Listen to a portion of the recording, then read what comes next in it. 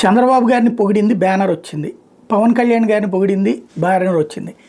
అదే సందర్భంలో భారతీయ జనతా పార్టీకి దిశానిర్దేశం చేసింది మాత్రం లోపల పేజీల్లోకి వెళ్ళింది. టోటల్గా ఆంధ్రప్రదేశ్కి వచ్చినటువంటి అమిత్ షా బీజేపీ నాయకులతో మాట్లాడారు. రాష్ట్రంలో కూటమి ప్రభుత్వం ఏర్పడ్డాక 7 నెలలుగా ఏపీకి అన్ని విధాలుగా తోడ్పాటు అందిస్తున్నాం.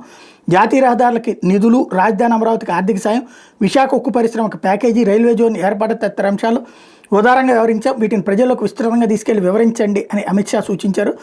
రాష్ట్ర పర్యటనకు వచ్చిన ఆయన ఆదివారం విజయవాడలో నోవాటెల్ హోటల్లో తన కలిసిన బీజేపీ నేతలతో మాట్లాడారు. రాష్ట్రంలో బీజేపీ బలోపేతానికి నేతలందరూ కలిసికట్టుగా పనిచేయాలని దిశానిర్దేశం చేశారు.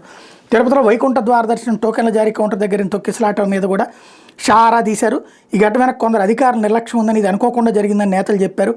అమిత్ షాకి జమ్మలమడుగు ఎమ్మెల్యే ఆదినారాయణ రెడ్డి 2 లేఖలు ఇచ్చారు. ఇక్కడ అసలు విషయం ఏంటంటే షా చెప్పింది జనం దగ్గరికి వెళ్ళండి, మనం చేస్తోంది చెప్పండి అన్నది.